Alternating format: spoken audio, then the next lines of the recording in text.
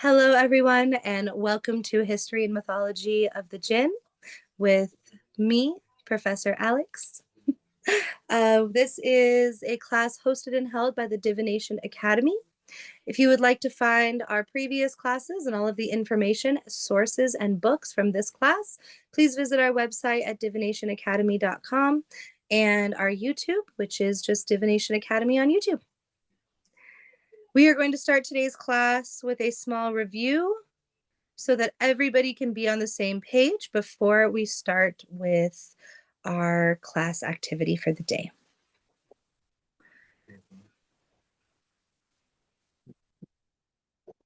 Okay. Can everybody see my screen? And does it say Jinn mythology? Yeah. Awesome. Fabulous. You're so much nicer than I am. What? I said, you're so much nicer than I am. I wanted to be like, no, it says something completely different. Then I remember we were being recorded and I shouldn't do that. So, Jinn are beings of flame or air who are capable of assuming human or animal form and are said to dwell in all conceivable inanimate objects, stones, trees, runes, underneath the earth and in the air and in fire. They possess the bodily needs of human beings and can even be killed, but they are free from all physical restraints. So the reason we are doing this review, even though we have done this review in a few classes already, is because before we start with any of the work that we are going to do with the Jinn, in these classes, we do rituals with the Jinn, we meet different Jinni, we discuss and talk to Jinni, we enter the realm of different Jinn and the different places that they live.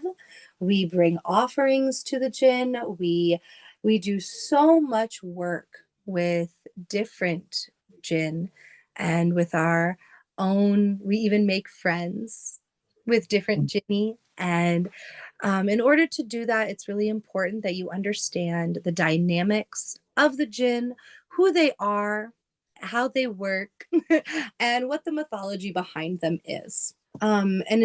Because the way that I work with any mythological being is that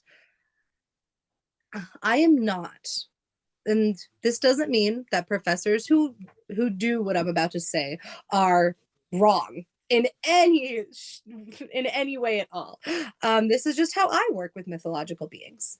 I work with mythological beings in a way that does not revolve around fear. And instead, I choose respect and curiosity. And for example, there are some professors, some witches, some workers of the craft, some occultists who, let's take the Celtic Fae, who work with the Celtic Fae and who have a lot of rules surrounding why you should be fearful or careful when you enter the realm of the Fae. And I'm not saying that that's wrong. There are many, many reasons why that is probably a good idea, but I do not do it that way.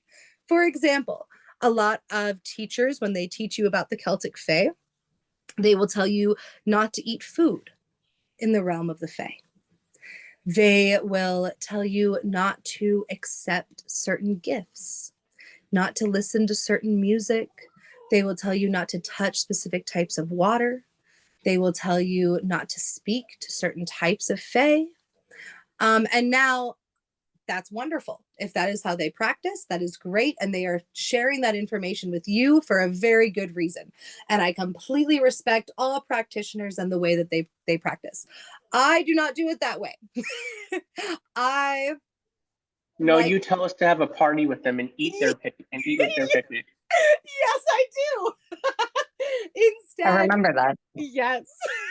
Instead, in my classes, we eat the food in the realm of the Fae, and we touch the water in the realm of the Fae. We dance to the music, and we hang out and talk to them.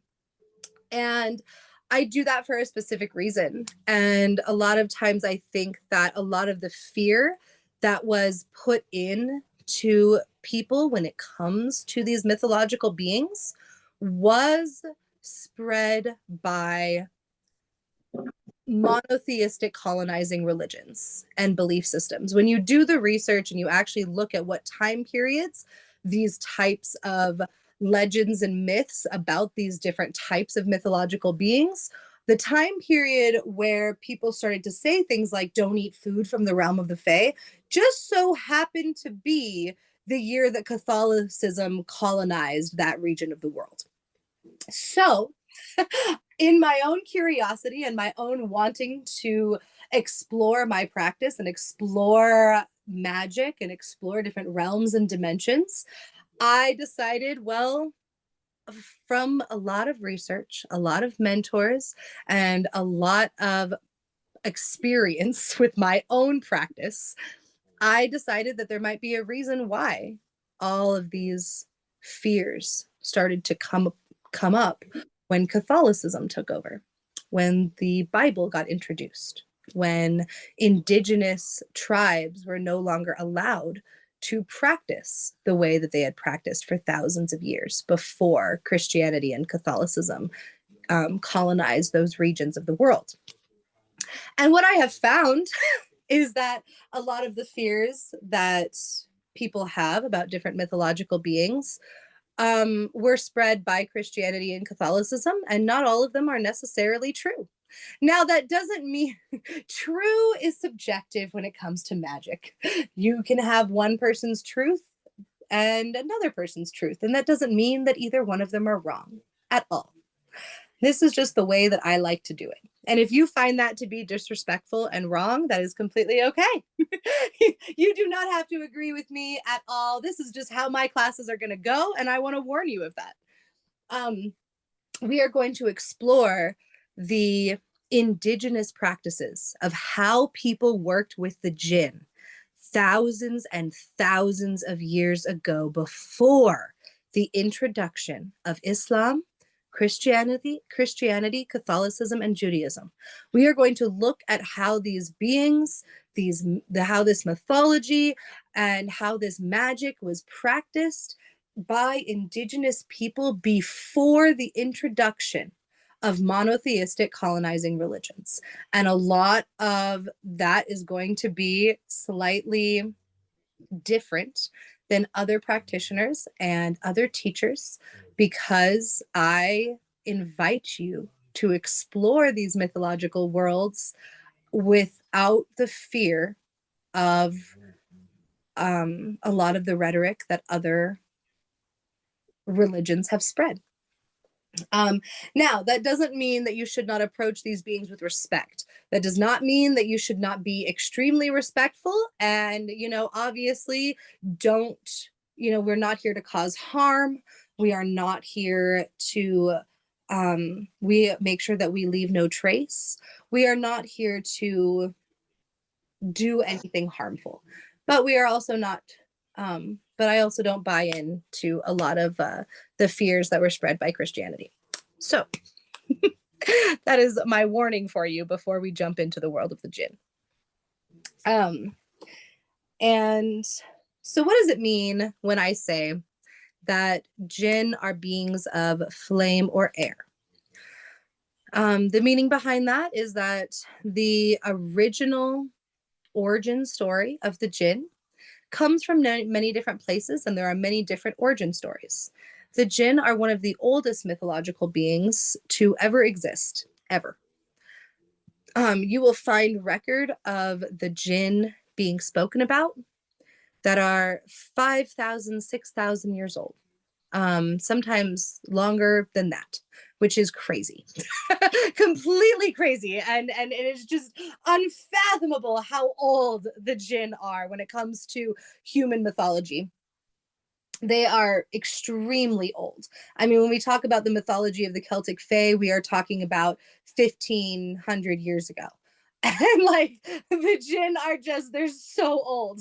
The mythology behind them. And so because of that, you have many different countries that claim the jinn as their as originating in that country.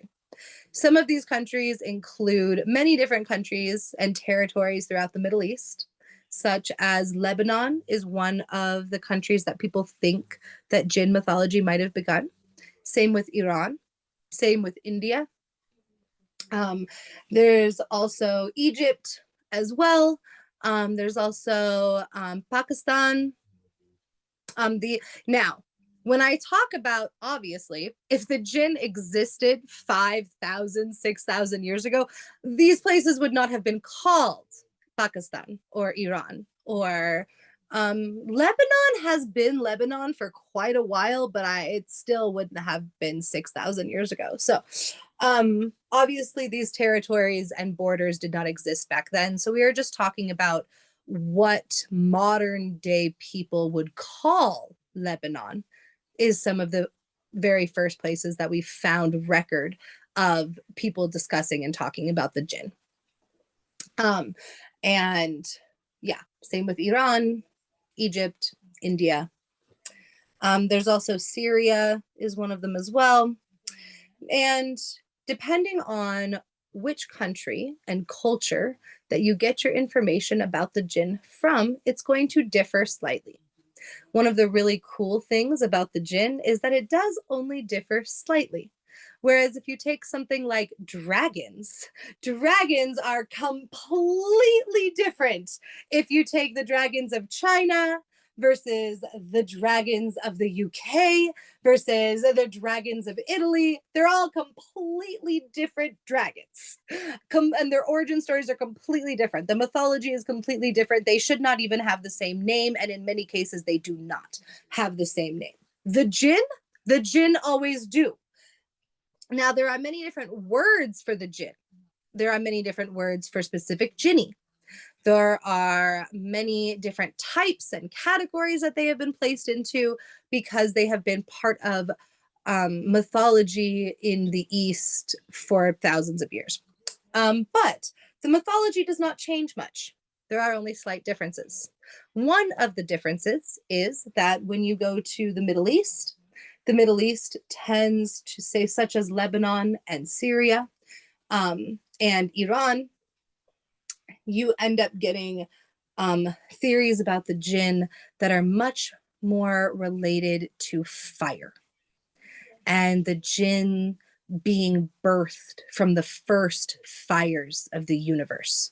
So when obviously there are different types of fire all throughout the universe, if you want to say that because stars just like the sun, we've already, if you go into like science, the sun is not on fire, and that is, that's not true. That's not scientific.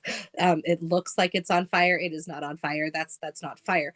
But a lot of cultures, because we did not have the same science back then that we have today, considered stars, planets, everything that you can see when you lay on the ground outside and you look up at the stars, that the very first jinn came when the very first stars entered the universe.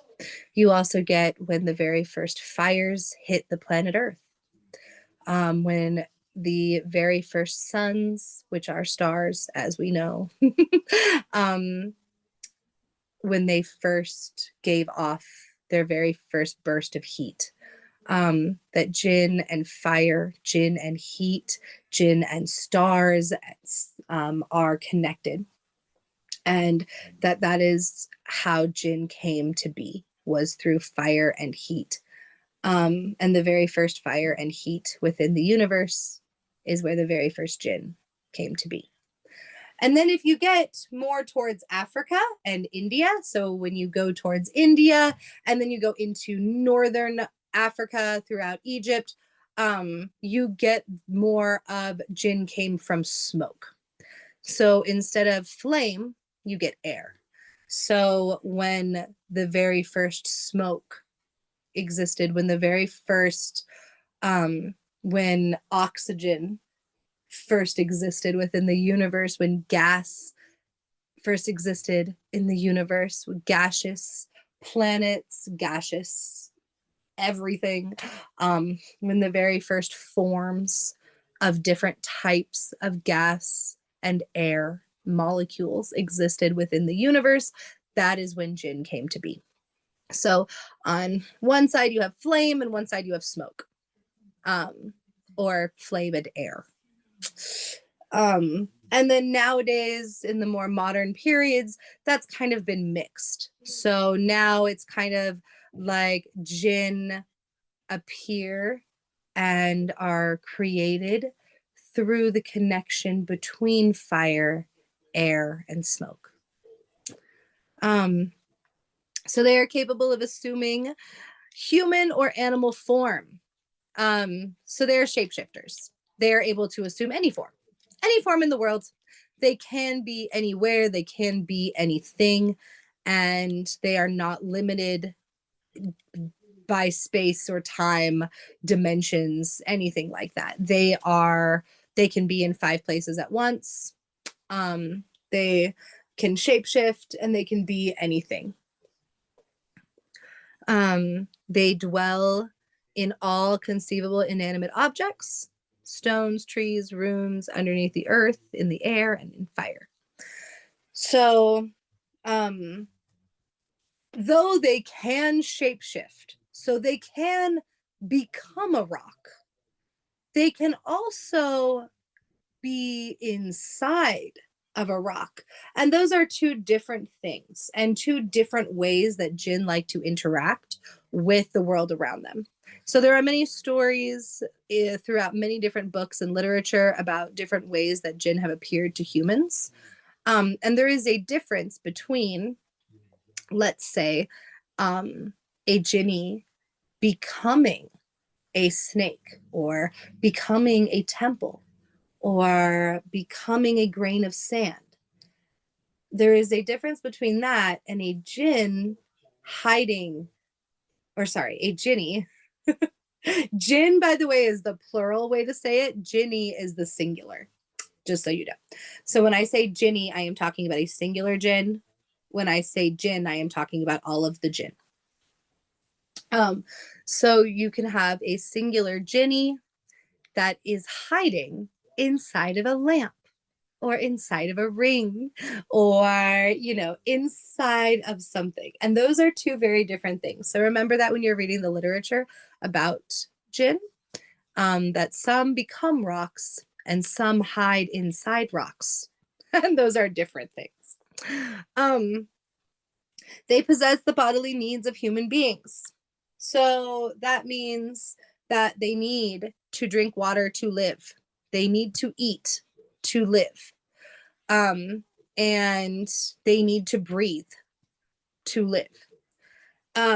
Which is quite funny, because that does mean that when they do turn into a temple or a rock or a tree, not a tree, because a tree is living, but like a rock or a temple or an inanimate object of some sort, a very funny way that has been described throughout all of literature on how to tell if your blanket is a jinni, or if your stuffed animal is a jinni, or your inanimate object of some kind is a jinni. One great way to figure that out is how you ever accidentally caught it breathing.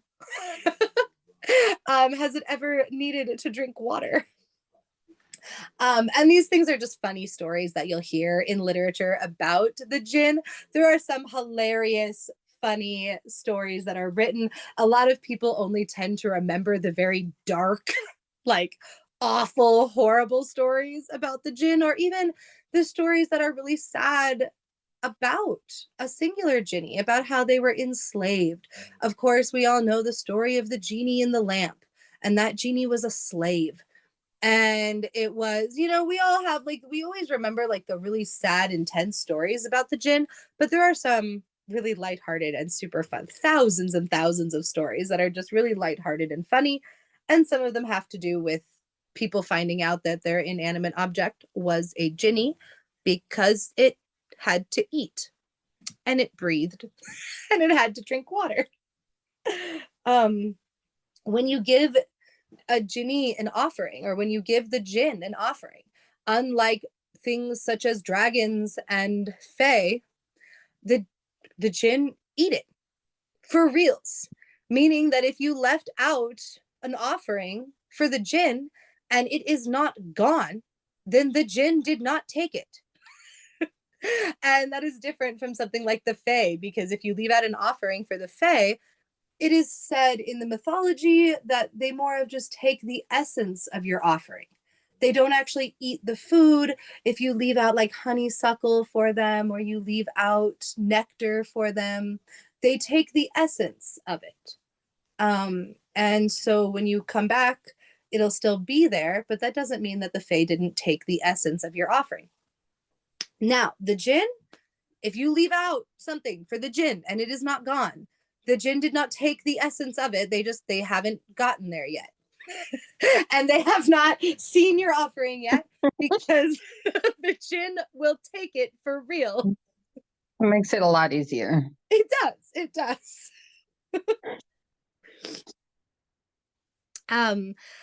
And because they need to eat and they need to drink water and they need all these things, it also becomes much easier to give them offerings, because they are a lot more like you than any other mythological being. This is one of the reasons they are my favorite. They are my favorite mythological beings in the whole world. Number one, my entire family happens to be from Lebanon. And so I grew up learning about this, but also they are human. They're not human, but they have so many human characteristics that it's much easier to relate to the jinn.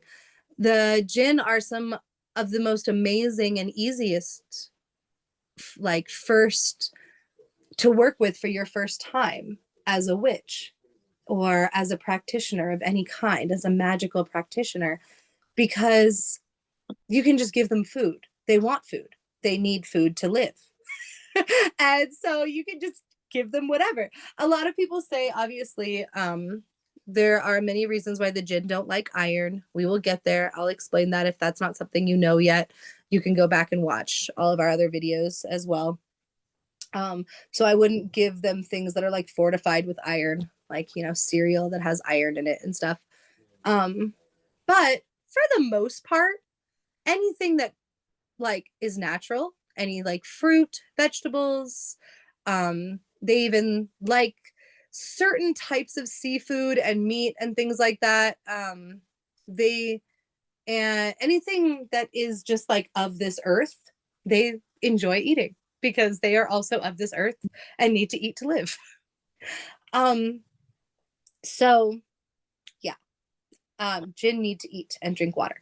Also, they will not die of old age, giving them this illusion of immortality. They can live for thousands and thousands and thousands of years and never die. But they can be killed by murder, or by starvation, or by thirst. You typically don't hear about jinn dying of starvation, because that does take much longer than it would take for a human. Yes, they do need to eat to live, but according to a lot of the mythology and a lot of the records and literature, it's very hard to kill a jinn, like a jinni, through starving it. And it's probably not going to die of starvation, but it does get very, very hungry and very sad because it's so hungry. But it can be murdered, and it can be murdered just like a human, just by shooting it, stabbing it. All the ways that a human can be killed, not all of the ways, but many of the ways that humans can be killed, you can use to kill a jinn, or to kill a jinni.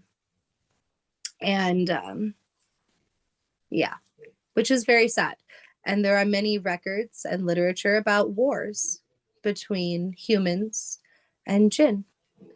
And if you are interested in reading about like very sad mythology surrounding the jinn, one like mythology where a lot of jinn die and are murdered by humans, which, that doesn't, I enjoy sad things too. So, but I would suggest reading about, funny enough, but reading about Muhammad and the stories surrounding Allah and Islam. And when Islam and Muhammad and the Quran first started to colonize the Middle East. And that doesn't mean absolutely anything. I think that Islam is a beautiful religion.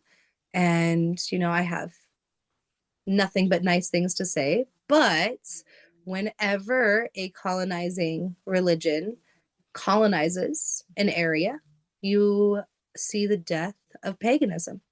And the death of paganism, in this case, because the jinn were such a huge part of the culture throughout the Middle East, Islam, there's many, many things written in the Quran about the murder of hundreds of millions of jinn during the colonization of the pagans throughout the Middle East. And it is very sad, and it's one of the reasons why the jinn are afraid of iron. So, now, when I say that they are free, so yes, we covered that they have, bodily needs, something that is going to come up a lot in this class. So I have to say it in our quick review, is that when I say they have the bodily needs of humans, we went over food, we went over water, we went over breathing. There's also sex. And sex is another just human need. Not all humans, but some humans require sex and or just really like sex. And so jinn are the same way. And there are hundreds, thousands and thousands of stories and literature throughout multiple famous books throughout Africa, the Middle East, and India, as well as most of Asia, where jinn have lots and lots of sex with humans, and we have half jinn, half human babies all the time. It's a thing. There's even one author or multiple authors throughout the Middle East, especially the ones from Iran. Like the authors from Iran just really like this topic. I like this topic too. I think it's awesome. But they tend to write about how statistically, because the jinn have been around for so long, there's probably any person who has heritage from the Middle East, India, Asia, or Africa probably has jinn blood. And I find that to be extremely fascinating. Because a very long time ago, the jinn and humans were besties and they had relationships with each other. They married each other. They had lots and lots of babies with each other. And they were just a huge part of each other's culture. And so we have lots of half human, half jinn babies, which then led to just most of that area being part jinn, which I think is super cool. So, oh, awesome. What a wonderful part for you to join us in. Hi, welcome. So, so this slideshow, we were just doing a really, really quick review of previous classes, just so that people could get an idea of who the jinn are, and what type of mythology and literature has been written about them through time and how old they are, before we got into the magic and ritual work that we are going to do with the jinn tonight. But if you would like to kind of go through the slideshow on your own to get some more review, you can, I'm going to post a link to this slideshow in the chat right here, but also you can go to our website at DiviNationAcademy.com, click on the study guide section and click on Jinn Mythology, and you will find this slideshow is already there. But I will post in the chat for everyone right now. Okay. So we talked about how old the Jinn are. We talked about all of their needs and likes and wants, all of the things that are great for offerings, kind of the funny things throughout history, as well as the sad things throughout history that the Jinn have been through, and what their how they interact with this dimension and space and time and the universe. So a couple more things that I want to point out and review before we get into our ritual work is number one, the Jinn live in our dimension. That is why there is so much literature about the Jinn and humans living together as one. Not only living together, but eating together, partying together, working together, enjoying life together. That they do not exist in another realm and then come to visit the occasional, like the human realm occasionally. They live in our realm. They live in this dimension. So, for example, I use the Celtic Fae as an example a lot, only because the Fae and fairies tend to be something that most people have heard of. So I use it as an example because a lot of people have not heard of the Jinn, but they have heard of fairies. So when it comes to the Celtic Fae, they live in a different realm. Have you guys ever heard of the realm of the Fae? They live in the realm of the Fae. Now, there are many different types of Fae, many different types of fairies, that they don't all live in the same realm. There are many different dimensions, and that's a whole different class that I teach. But the Jinn are not like that. The Jinn live in our realm. They live in our dimension. Now, that doesn't mean that they can't dimension travel. They have been known to travel to different dimensions, but so it's much like a human. That is why I say so often that the Jinn are the most human of all of the mythological beings, is because everything I described to you, they are more like a human than they are like anything else. So, for example, when I say that they live in the human dimension, but they can travel, just like humans. You know how humans practice astral projection? Humans practice dimensional jumping, time traveling, alchemy. We do lots of different things using magic and occult practices and, different forms of magic and witchcraft and whatever labels and words you would like to give to it. We do a lot of dimension traveling. That is, but if I was to say to you, I travel to different dimensions, I practice astral projection. That doesn't mean that suddenly I exist in a different realm or that I exist in a different dimension. It means that sometimes if I do it right and I'm not too sleepy and I'm not too anxious, that I manage to maybe astral project. And that's kind of the same as the Jinn. The Jinn are just much better at it than I am. And so the Jinn can travel to different dimensions. They can astral project very easily. They are able to time travel very easily, but it's much more like humans, where they can do all that stuff. But they do live here. They live here in this dimension, in this realm, on this earth. And that is one of the reasons why Jinn ended up getting so angry with humans. And there's all this lore and mythology about the Jinn being very upset with humans because they have to live here with us. There's nowhere else for them to go. They cannot just escape to the realm of the Jinn. there is not a realm of the Jinn. They live here with us, and they have to, even though they can astral project, but they can't stay in astral projection mode forever because they need to eat and so on. But what they can do is become invisible. So Jinn can become invisible. They have the ability to be in multiple places at once. They have the ability to basically just be way more magical than humans, but still exist in this realm of existence. and in this dimension of existence, and they still have to abide by some of the laws of physics and time and space because they live in this dimension. So does anybody have any questions before we move on to our ritual part of this evening and of this class? And feel free to go through the slideshow on your own.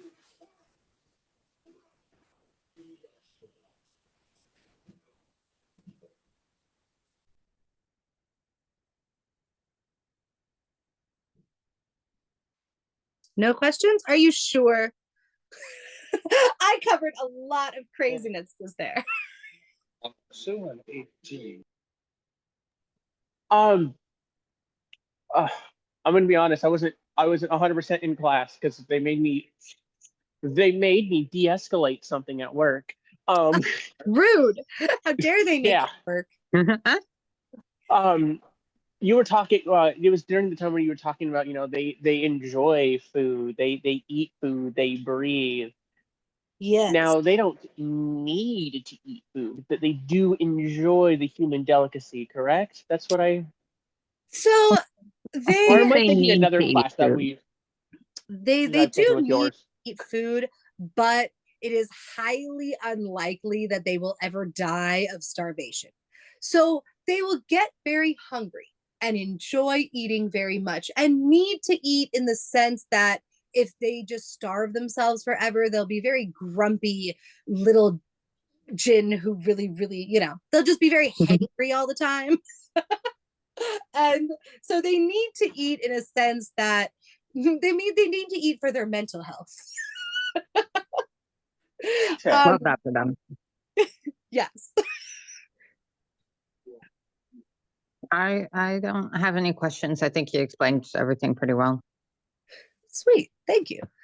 Cool. I kind of felt like I was all over the place. So thank you.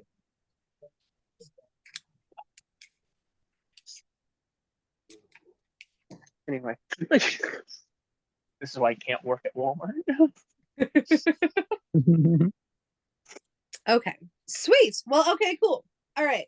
So, was there anything else that we need to review beforehand? No, I think we should be good. Yeah. Yeah. Okay.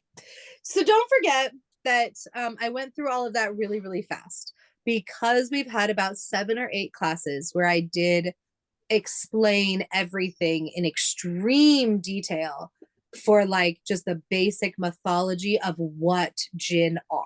We have watched many, many, many other people, like other creators' videos together.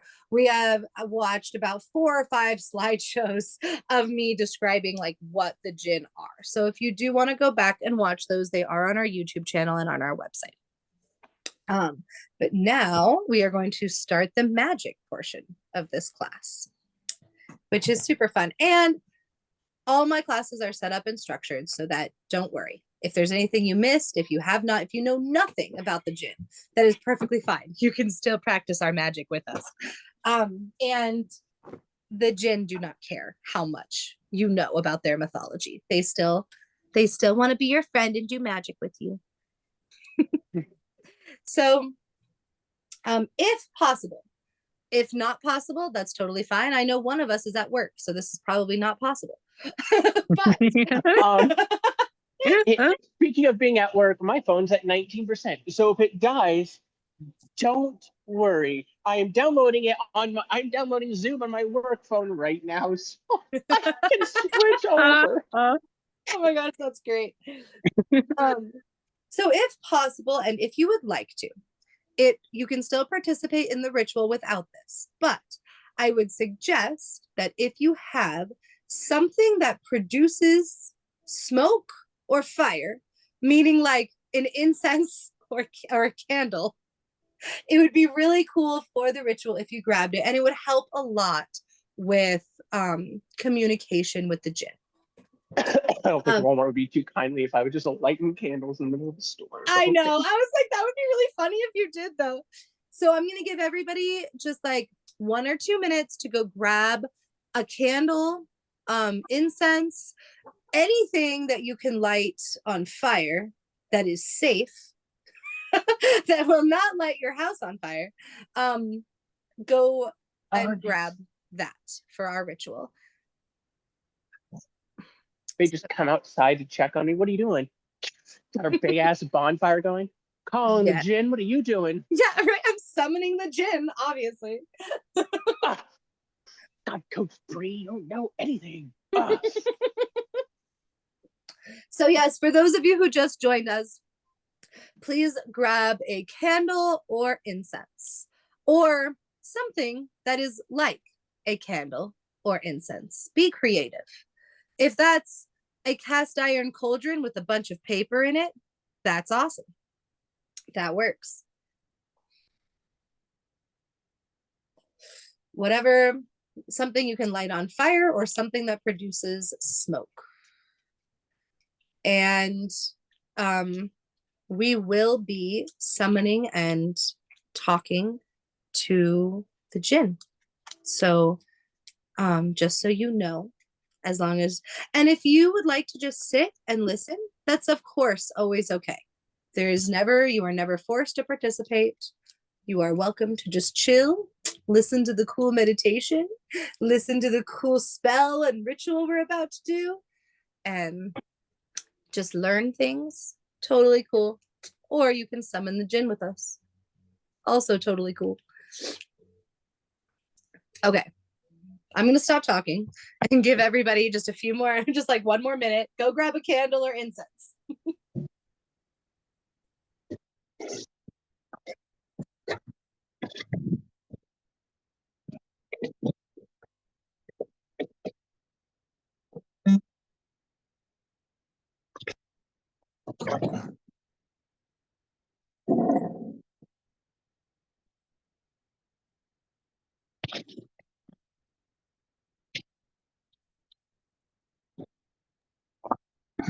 All right.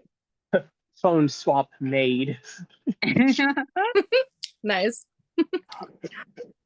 I had to connect my Bluetooth to this headphone, or my I had to connect my Bluetooth headphones to this phone for the first time ever, and I was like, oh yeah, I don't think everyone wants to hear. Middle of nowhere. The Ginny likes sex. What just came out of your pocket, Robin? Nothing, don't worry about it. It's fine. What? Lots of I sex. did it. Yeah. Yay. Good job. What did you do? Oh my God, okay. He called me a good boy. Oh no. All right, cool. So, please, if you need more time and you have not grabbed your candle or incense yet, and you need just a couple more minutes, or another minute or whatever, please either say it out loud or put something in the chat, or else we're gonna get started. And it's totally cool. I really want you to have the candle or incense, so please tell me if you need more time. Totally fine.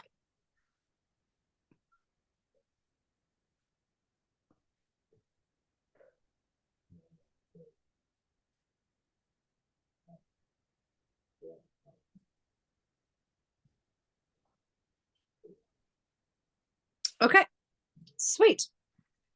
All right, so okay, now, oh, I'm so sorry. I'm so sorry. The other thing you're going to need is a piece of paper and a pen, or just something to write with and something to write on. That can definitely just be like a phone. Totally cool. Something to write with and something to write on, and I will just give you one more minute to grab that. Alex specifically wants you to get chalk and to write on the walls. Yes, do that. I have a nightstand that I turned into a chalkboard.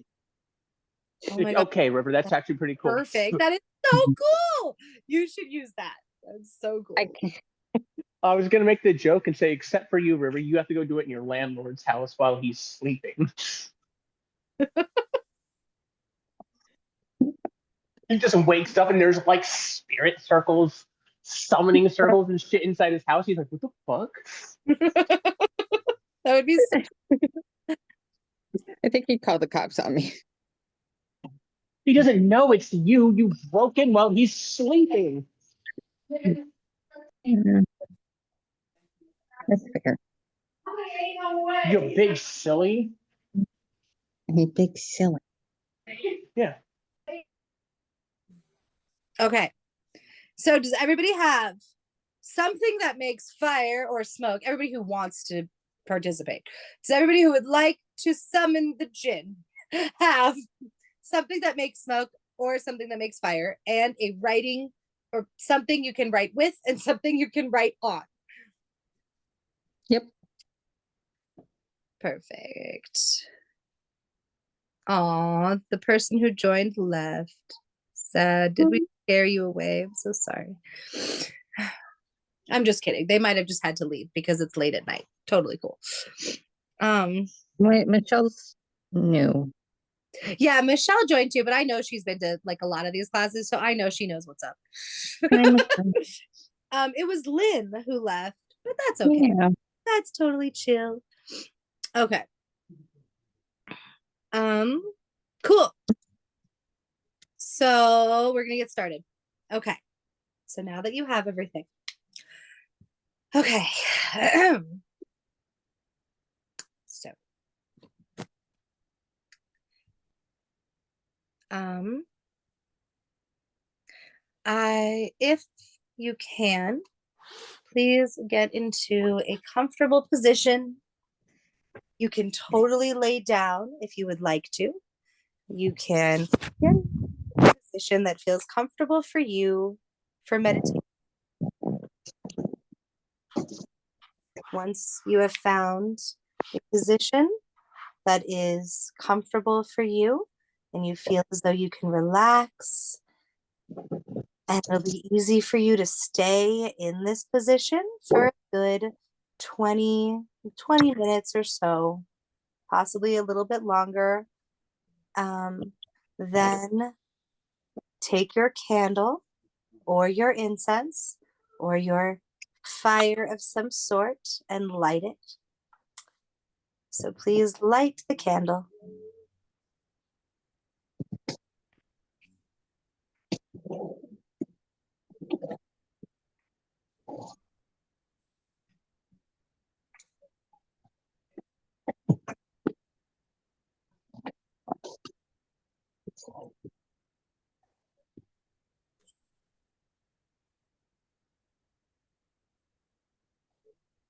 After the candle is lit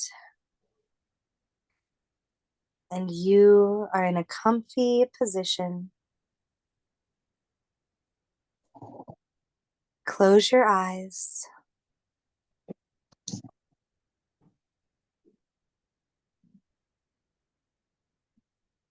and visualize the fire or the smoke that is coming off of your candle or your incense.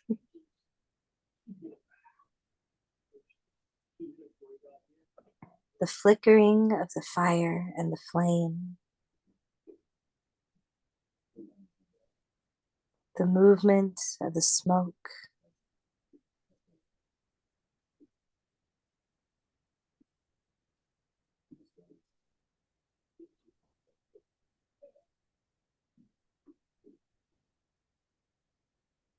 And hold the fire and flame and smoke in your mind's eye as you let your body relax.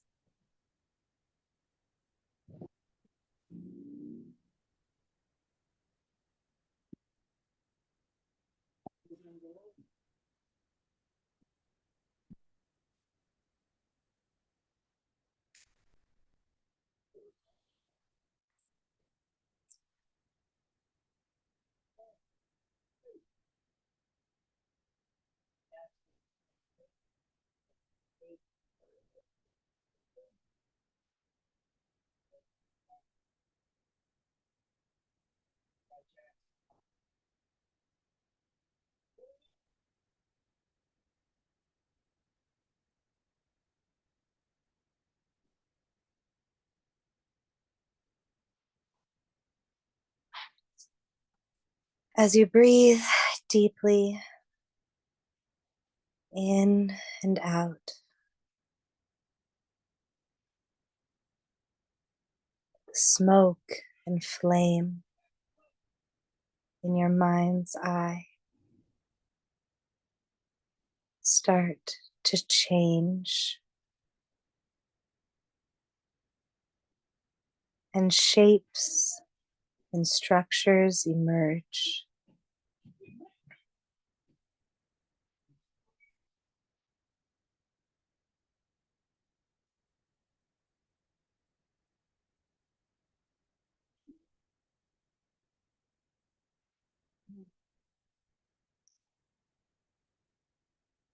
The flame shifts,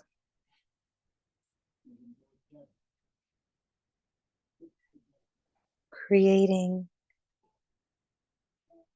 an enormous temple.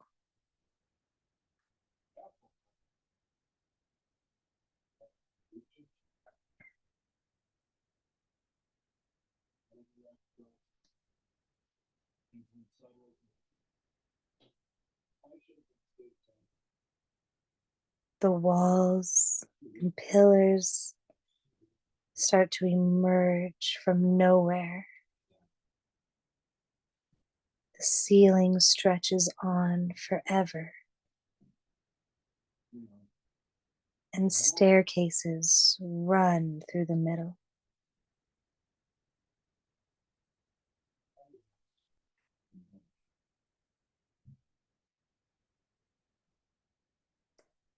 Windows and decorations flood the walls and staircases.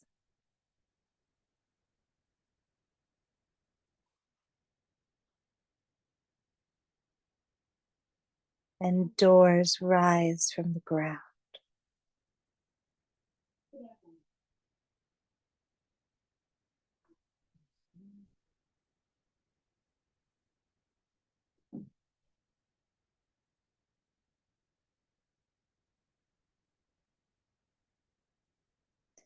Light fixtures and candles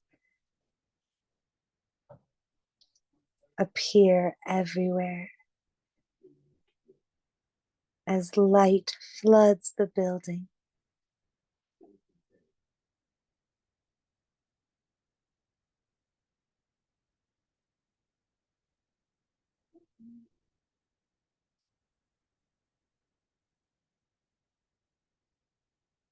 Stained glass artwork saturates the windows.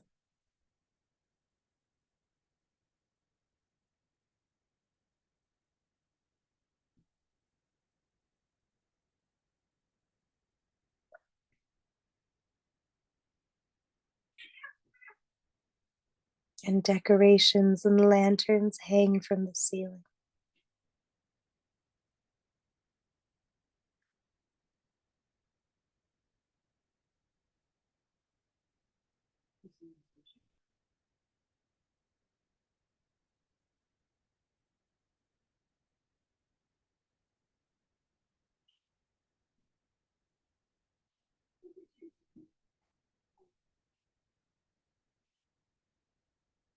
Tables and chairs cover the floor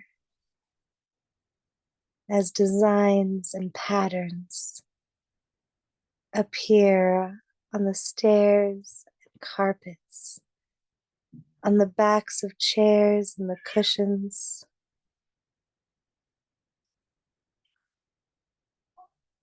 Food and gifts appear across every table, and the greatest smells fill the room.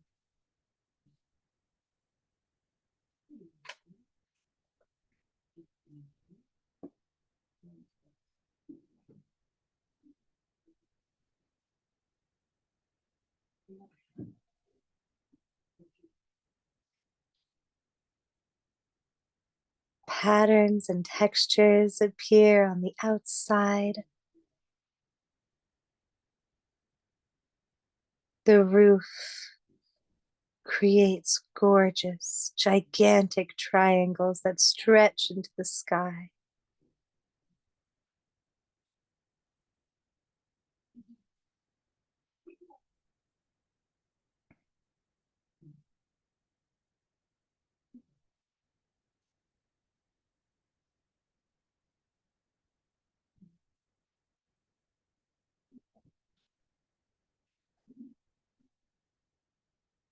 Music starts to play, and as you look around, everything that has suddenly appeared is now filled with laughing, talking humans and jinn.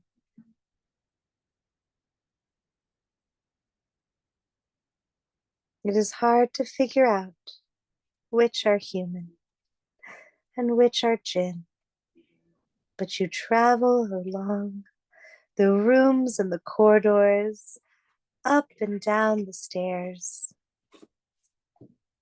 to fully explore the gorgeous temple that has suddenly and miraculously appeared out of smoke and fire.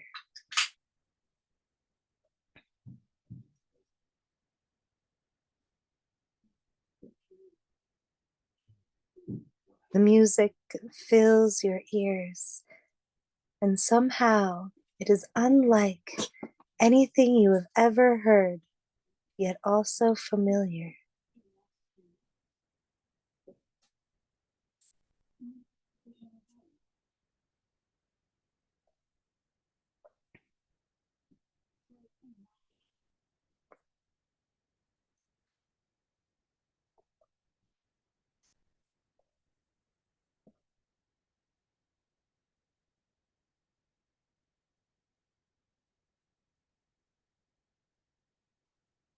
As you explore the rooms, every room is unique and bigger than the last.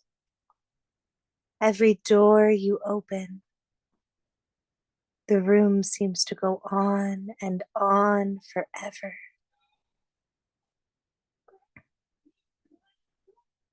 Each room a door to a different dimension. As you peer in, it's like you could get lost forever. You turn the door handle, noticing in your fingers the textures of each handle completely different.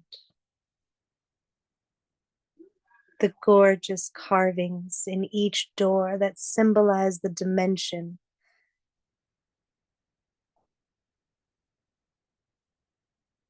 You run your fingers through the carvings,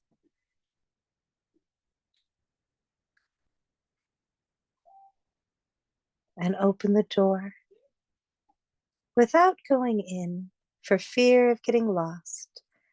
You just look and close the door again, moving on to the next.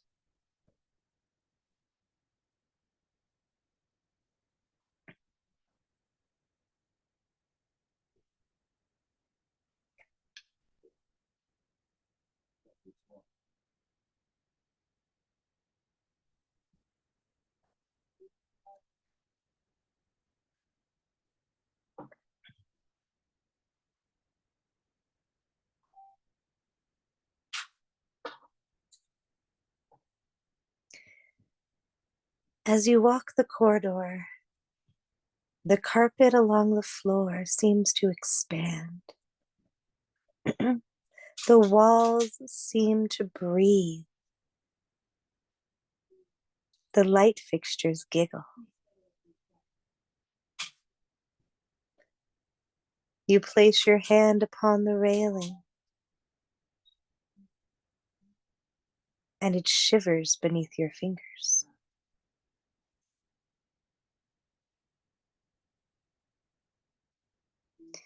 The music you hear is not coming from an instrument, but yet erupting from the walls.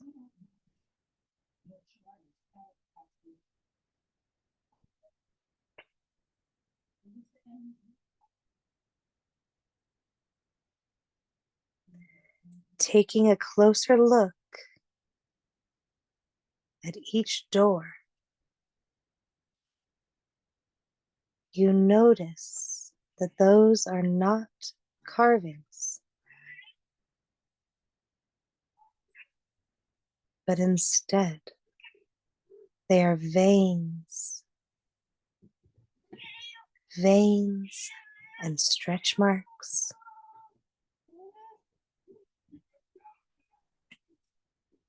Almost appearing to be skin.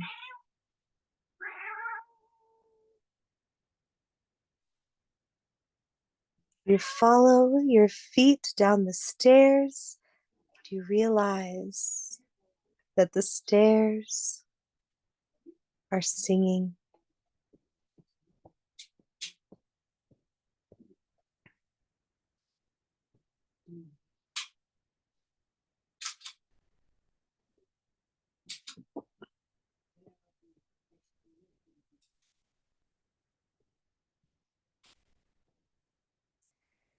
As you reach the bottom floor with all of the food and the tables,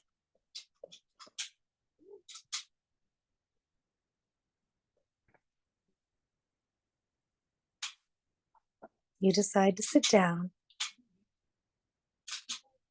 and eat some of the food.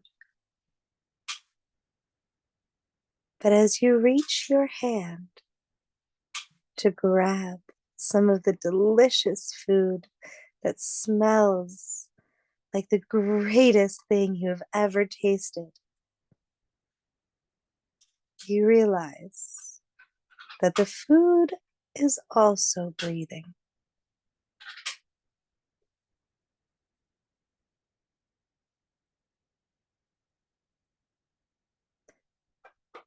You decide to maybe not eat the food.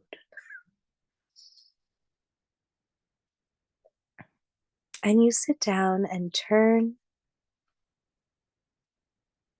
to one of the people sitting next to you, unsure if it is a human, a jinni, or something else completely. You decide to say hello.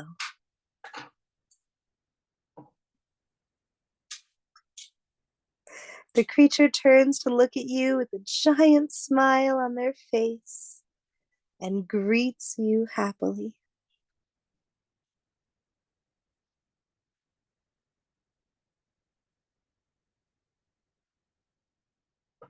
They start up a conversation, so talkative that you haven't been able to get a word in. They talk and talk and talk and talk, and you are so excited to listen to their stories, to their ramblings, to their rants.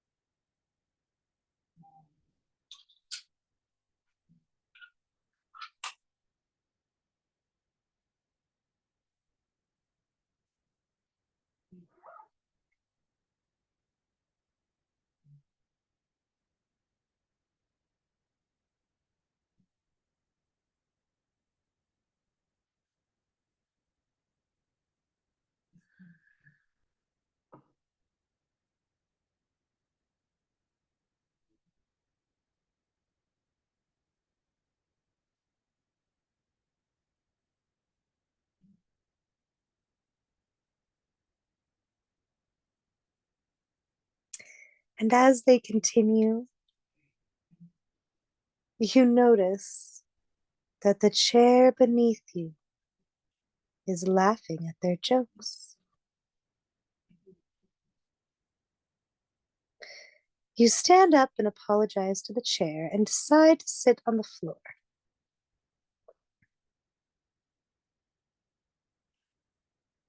Continuing to listen to this intelligent, amazing creature that still has not taken a breath and has continued to talk the entire time.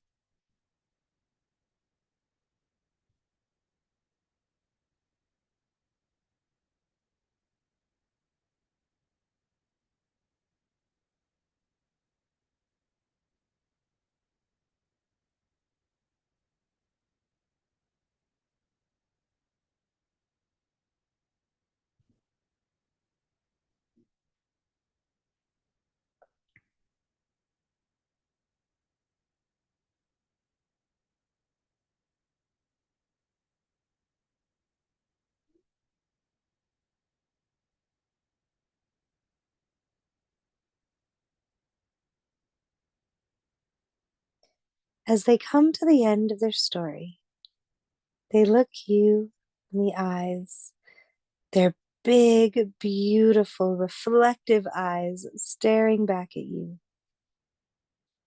Then they say, "So tell me about yourself." And you start to tell them about you.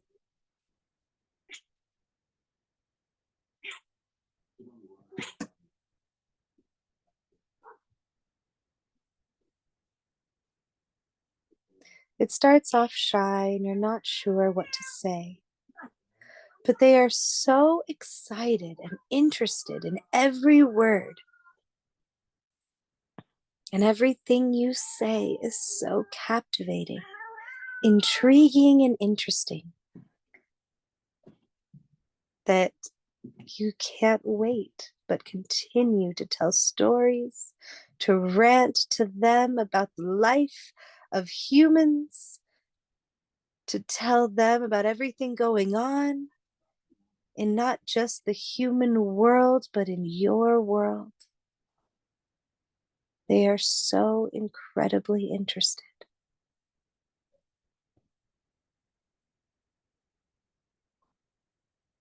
And the questions they ask you about your stories and your rants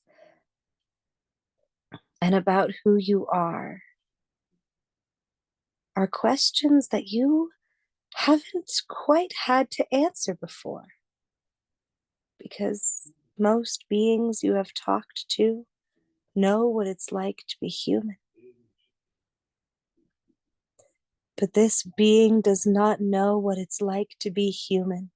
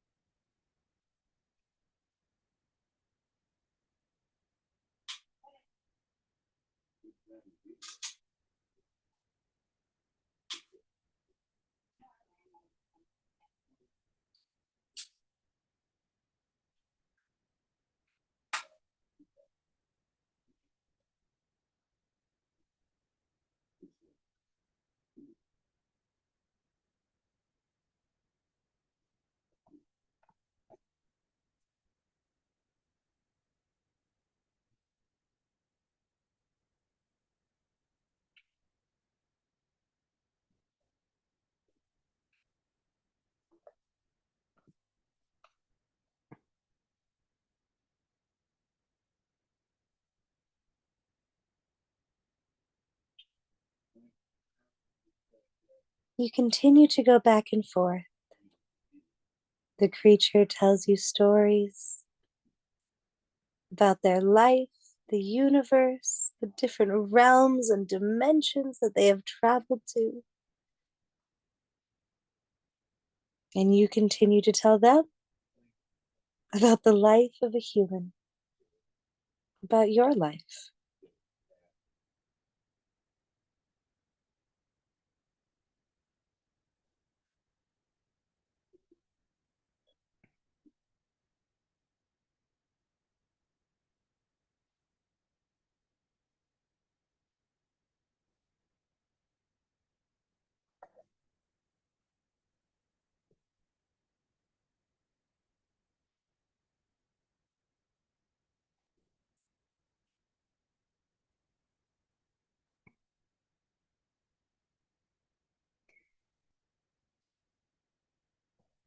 You decide to take a moment to ask the creature about the doors upstairs, still remembering the incredible feeling of turning the door handle and looking into the other dimensions and worlds that exist beyond the door.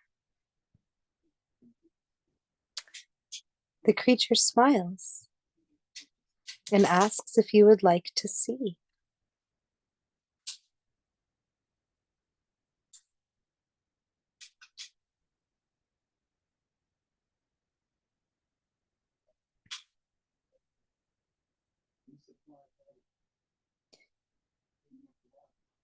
They grab your hand and you two walk together up the breathing, shivering, shaky stairs, through the giggling corridor, across the breathing carpet, and to the door that most intrigued you. The carvings that captivated your soul. The dimension that looked like the one you would love to explore. The creature laughs at the one you have chosen and opens the door to take you in like it's no big deal. But notices how nervous you are. Humans don't get to explore other dimensions very often.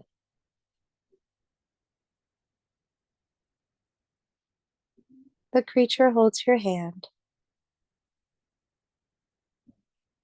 and promises you that it'll be okay and that you'll make it back just fine. And you two take your first steps through the door and into a new dimension.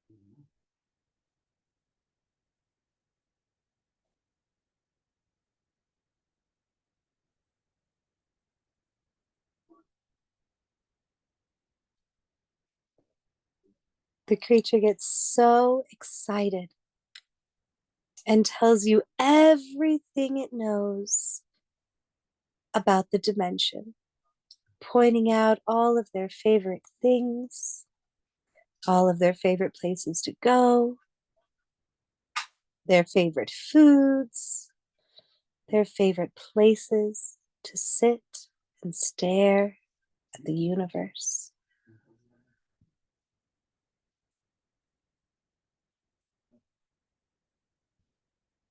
They have learned the hard way what to do and what not to do in these different dimensions, and they help make sure you don't make the same mistakes.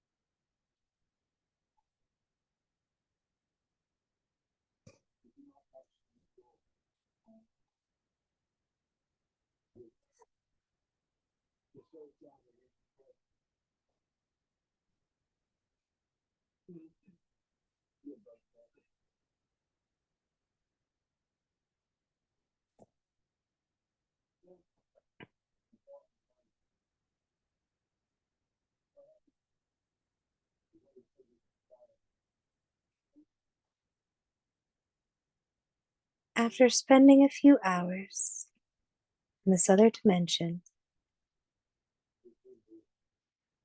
it's time to go home. So you start walking together, hand in hand, back to the entrance to the door.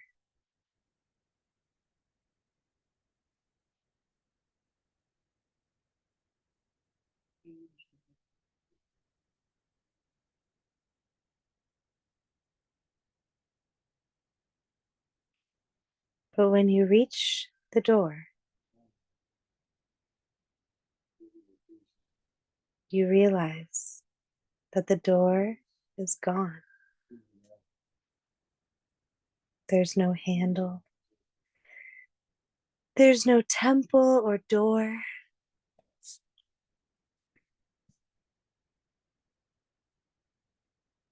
Your stomach drops. You start to panic. And the creature grabs your hand tighter. Don't worry, they say. The temple and the door were never there to begin with.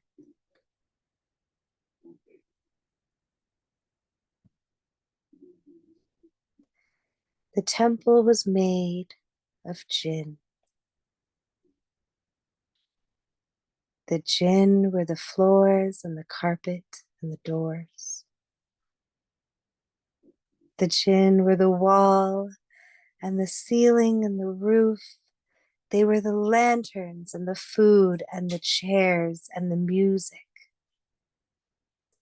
Don't forget that jinn can take on the shape of anything.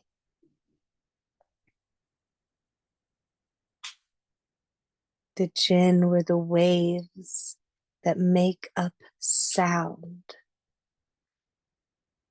The jinn were the glass and the colors and paint made by the stained glass windows.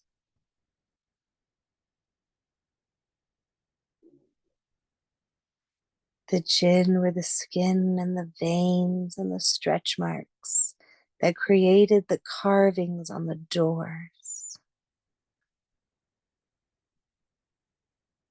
The jinn were the fire and flames that lit up the lanterns and made light pour into the room.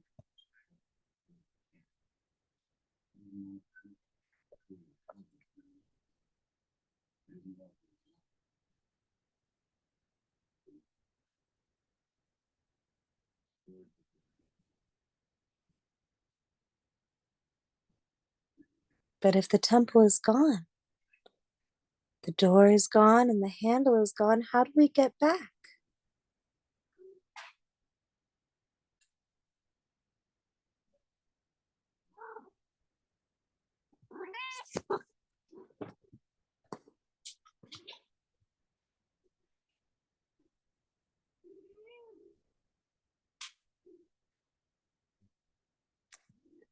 The creature takes out a pen and paper.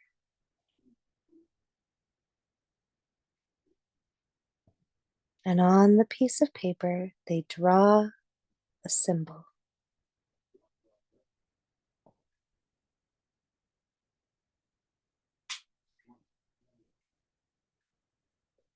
Take this symbol with you. Hold it in your hands and imagine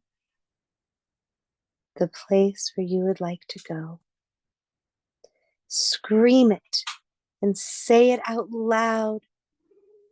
Talk about all the wonderful things and the horrible things and all of the things about the beautiful place you would like to go. Take the piece of paper and set it on the ground and step on it with both feet. And you will be transported wherever you would like to go. You take the symbol from the creature And you imagine your home with all of its flaws and all of the horrible, terrible things about being human and living in the world of the humans. You think about your friends, your family, the people that you want to get home to, your apartment, your house, your blankets and pillows, your animals and your loved ones.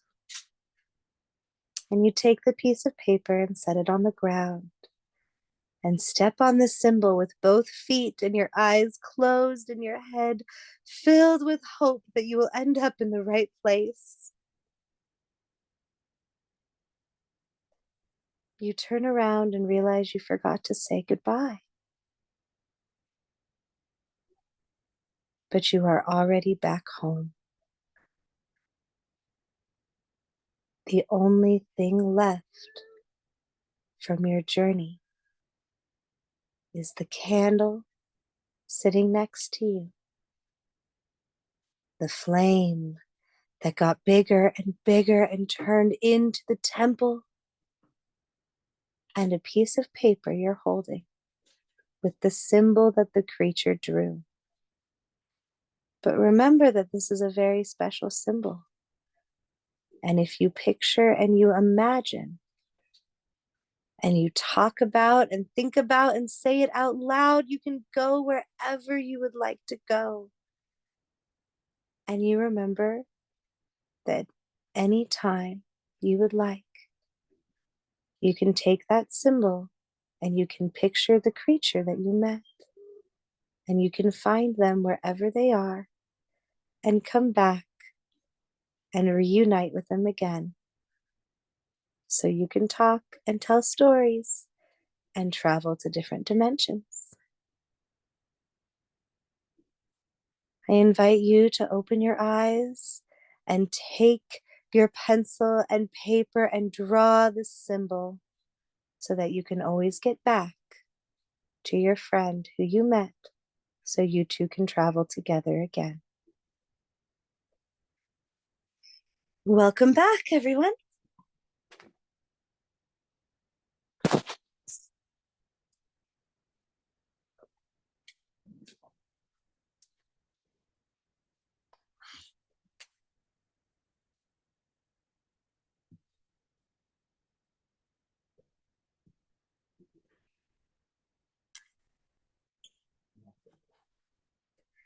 What did everybody think? Did you have fun? Did you enjoy it? But sorry, first, before you say that, go draw the symbol. It's very important. Keep it in your head. Draw the symbol on the paper.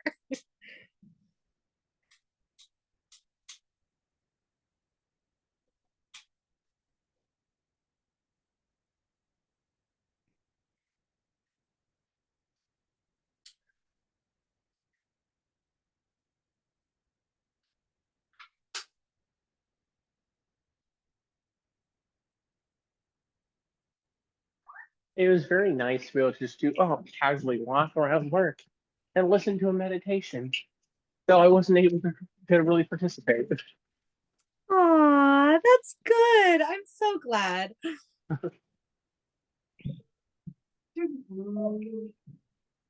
Of course.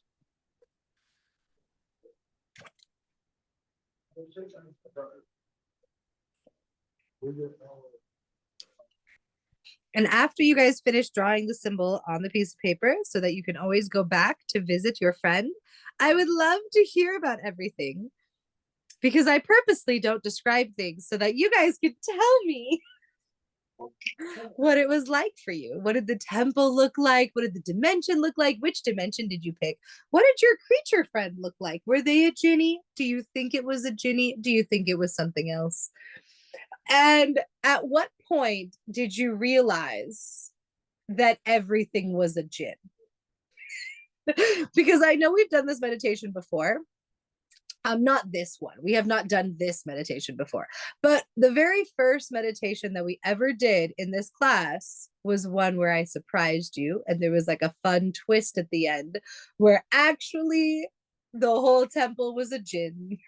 Was jinn. Sorry. Was not a jinn. The whole temple was jinn, and everything in it was jinn, and everything around it was jinn, and the trees were jinn, and the sand were jinn, and everything was jinn. So I was wondering, and in that one, I waited till the end to even give any hints about that. But this one, I started hinting at it very early.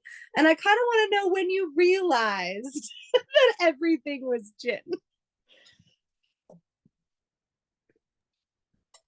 Early on, but I think it's because you were hinting at it. Uh-huh. And you were at the first one, right, Robin? Possibly. I've been to so many classes. I don't know. I know.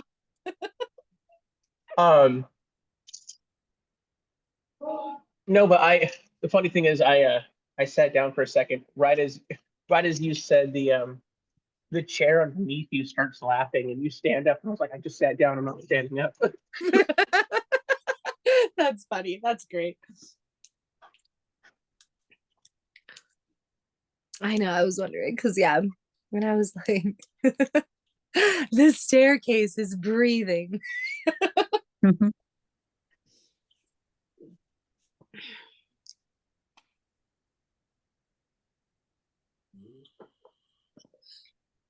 And I would love to see everybody's symbols. That'd be super cool too, because now I'm going to tell you what you created. Because a lot of people, in other classes, we have a lot of professors here that are going to do this as well. But a lot of mentors you'll work with in general are going to have you spend a lot of time and effort creating astral projection circles and transmutation circles and all kinds of fun symbols that are going to take you to different places. And I want you to remember that it's this easy. That they are going to, of course, because they're amazing and that's fine and it's great, they are going to have you go through very, very, very complicated processes to create these symbols that help you to travel to different places and different dimensions and different worlds. And I want you to remember that it also is this easy. It is just as easy as the meditation that we just did. You do not have to, if it's too complex for you, if you're focusing way too much on the tech and the technique rather than the fun part, remember that it can also just be this. And it can be as easy as this. And go back to the basics and remember this meditation when you're getting frustrated with astral projection circles. Mhm.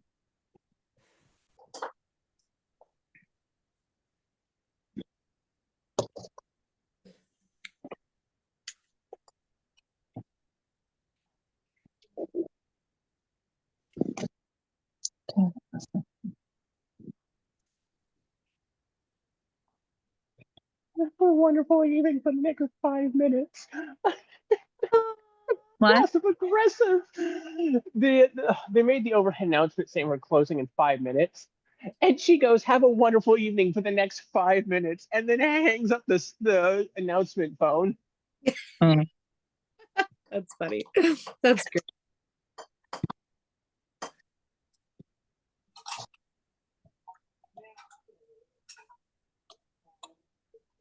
Swear to God, this guy never quits fucking towing that empty pallet jack around the store. What?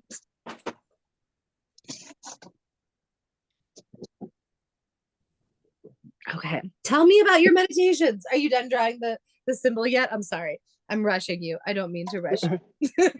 Yeah, it's much prettier in my head than how I do. Oh, I totally understand that. Yeah, for sure. All of mine are too. I always imagine like these super intricate, gorgeous symbols and circles. And then when I actually try and draw them, it looks like a 4-year-old trying to draw Full Metal Alchemist. Yeah, I also lost my pen cap. Oh no. Amber has it. It is forever Amber's. No, no, I kept her out of the room because there was fire. Because there was fire. Is that why I heard meowing? No, I No, think that that was was me. Alex's cat. My cats just decided during the whole meditation that they were just going to lay on my stomach and fight each other. And I was like, okay, guys. I'm Oh, my trying to run stomach a decided it was going to growl the whole time. So, Oh, jeez. Silly stomach. I was sitting there and I was like walking around listening to meditation, like almost falling asleep, but I'm like trying to keep myself awake at work because your meditations do that to me and make me tired. Oh, good. And I hear this meowing and I'm like, whose cat is that? Yes, my So cat I always.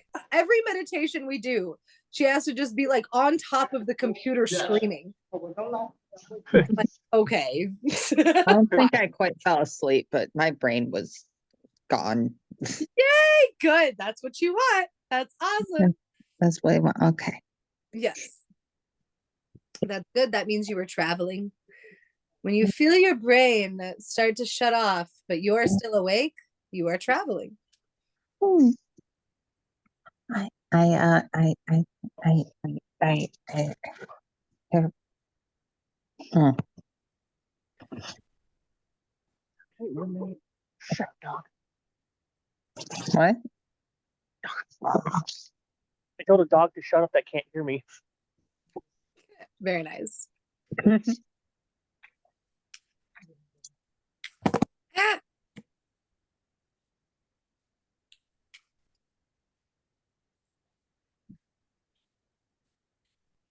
Okay.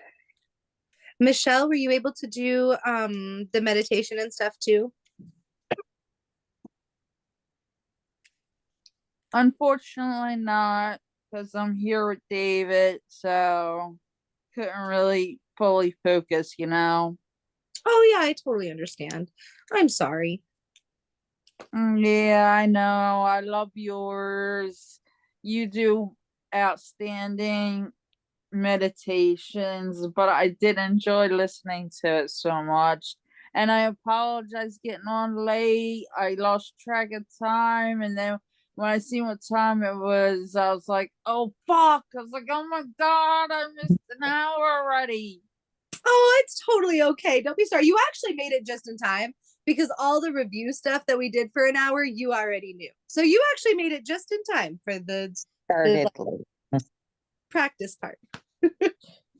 Yeah, well, it's still nice hearing the refresher. You have a nice voice. Thank you.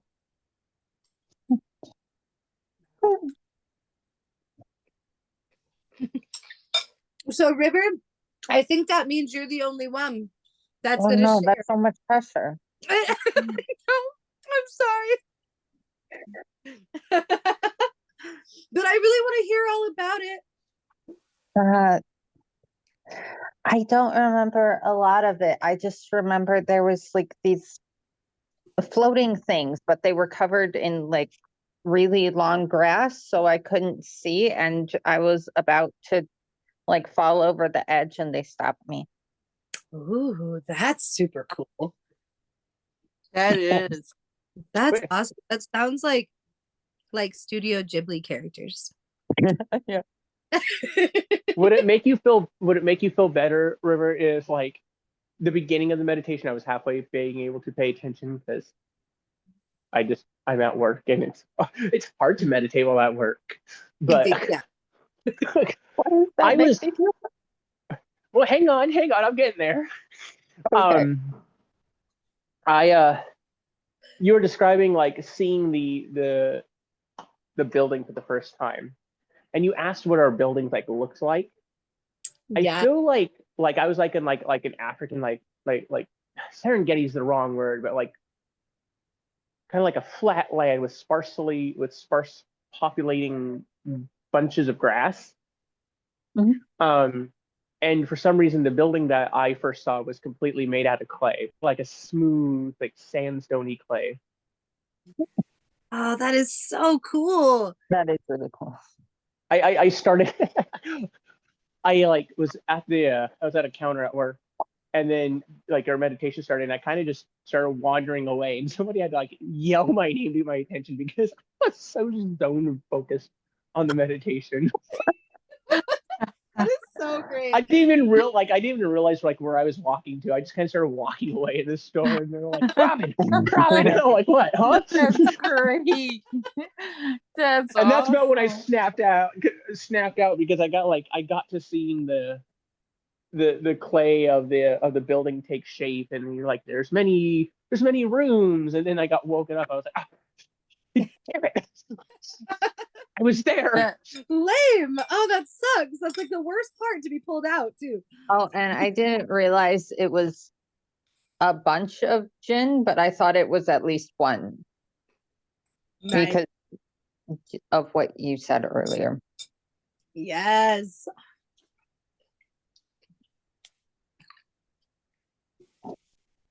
That is awesome. You know, have any of you guys seen well, I've got to go. My ride's here, and I won't have internet for a bit. okay. Bye. Bye, But Robin. I'll Bye, miss you. Robin. But I don't know But if you guys watch. that is sorry. No, That- go ahead. I was gonna say that is funny though. You are right, Alex. A lot of people don't realize when you astro project or have an out of body experience, it is kind of basically like what you do when you guide people during an experience like this. It's basically the same thing. Exactly. Yes. Uh, so when the new courses start with whoever it may be, all they got to do is think of this and apply that.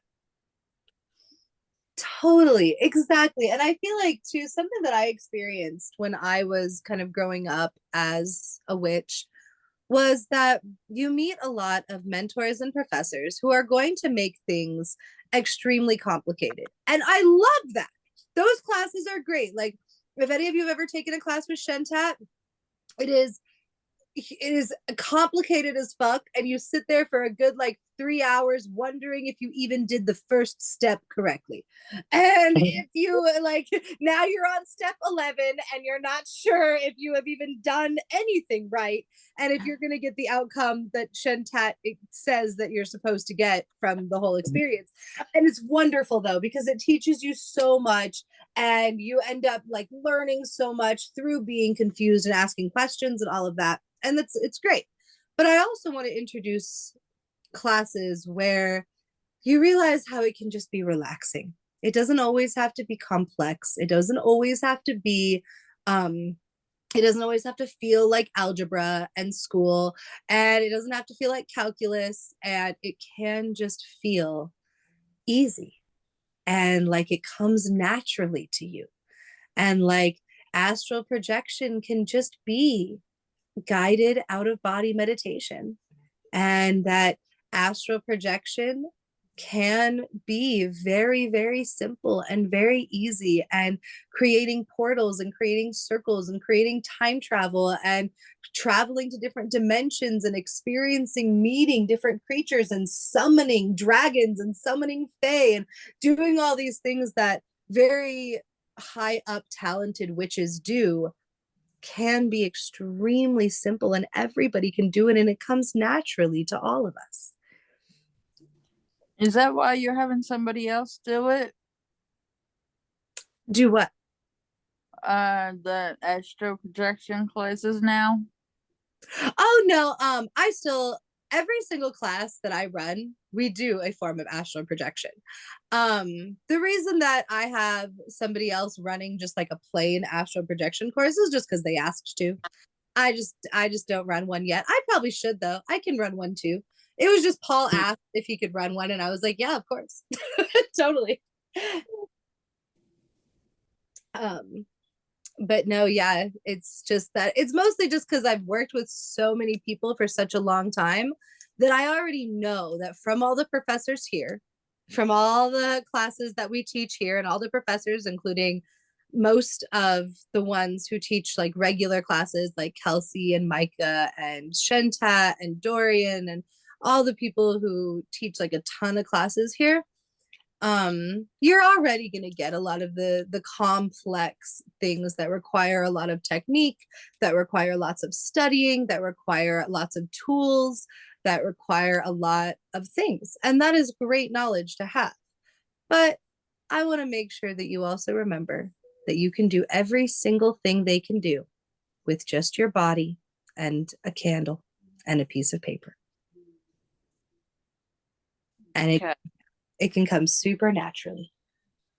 Now, also, are you going to be keeping the Facebook account, and also, are you going to be continue doing it on Zoom, or is it all going to be, or are you going to be eventually getting rid of Facebook and Zoom completely after you switch completely over to Discord?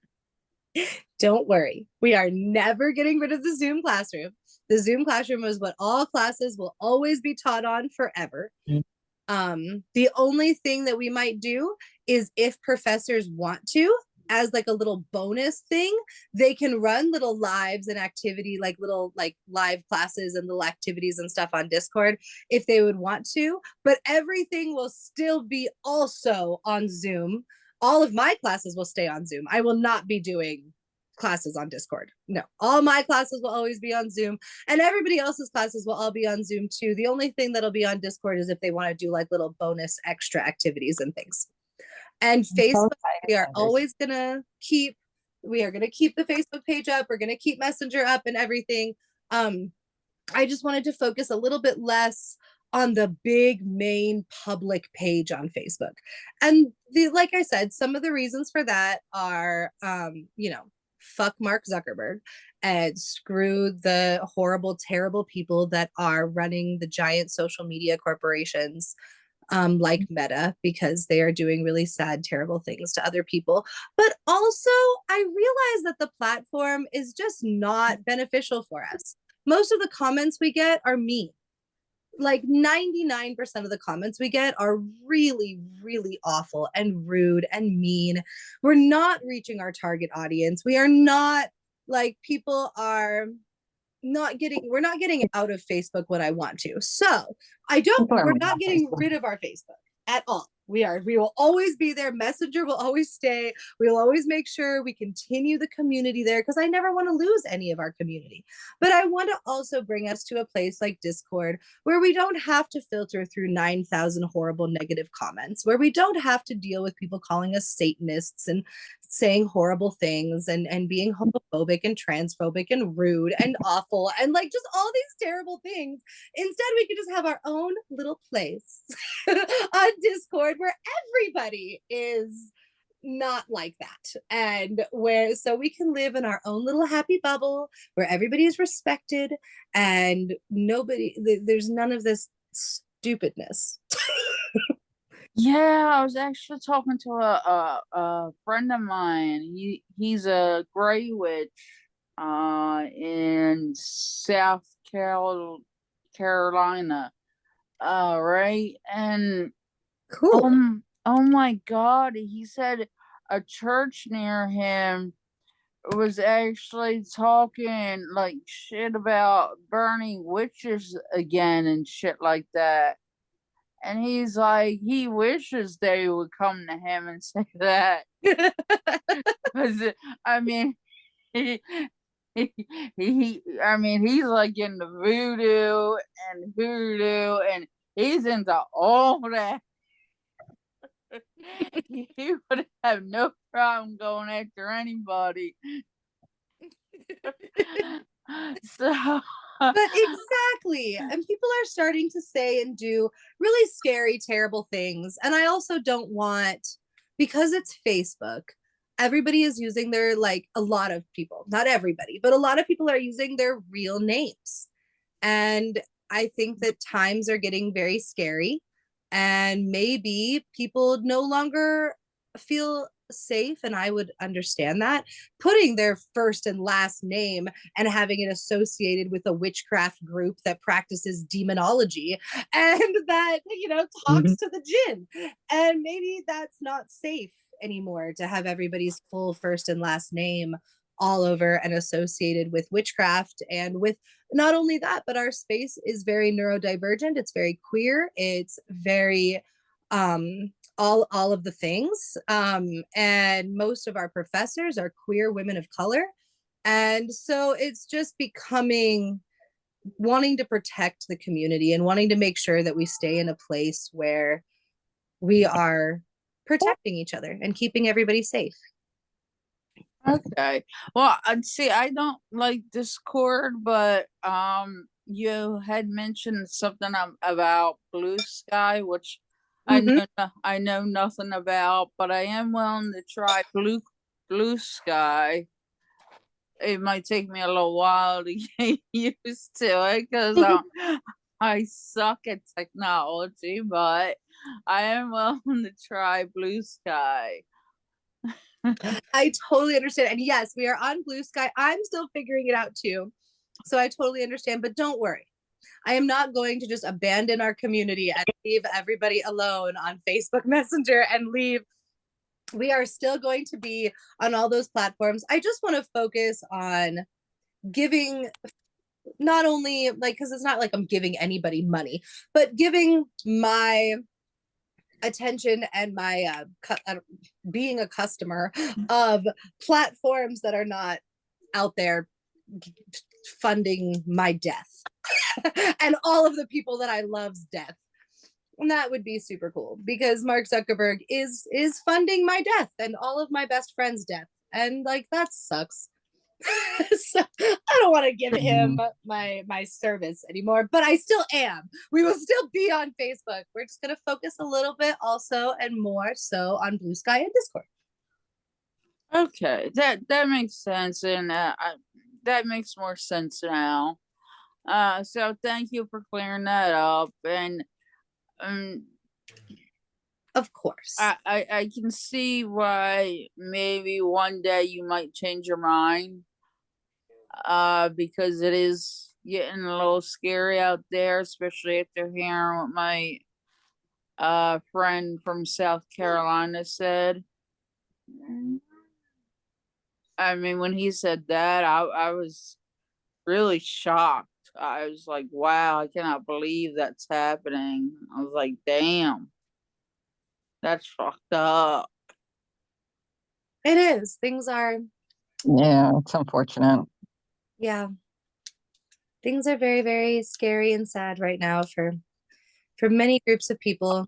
I happen to be a queer neurodivergent woman of color in the United States of America, and that's super fun.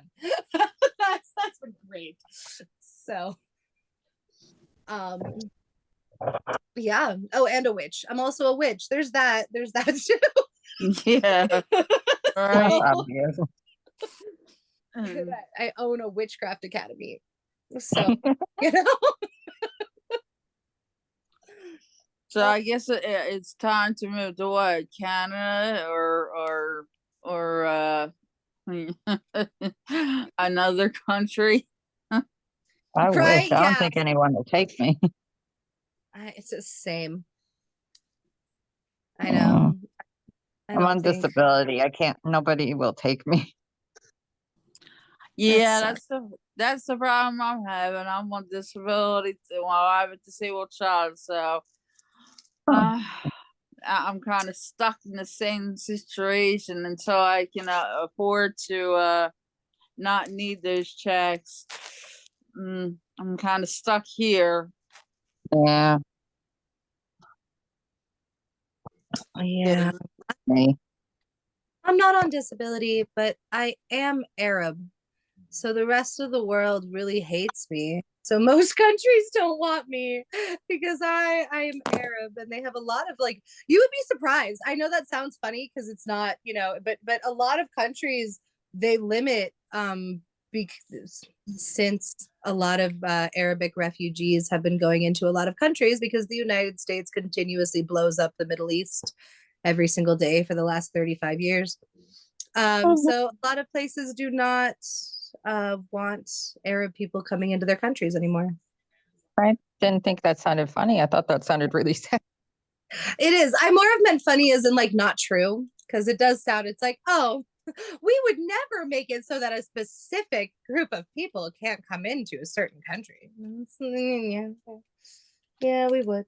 I feel like they've often done that. Yeah, we have. It just always sounds so shocking to me. I'm always like, that can't be real. That can't be true. But no, it is. And it's happened millions and millions of times throughout all of history. I feel like No, it should feel more shocking to me. Yeah.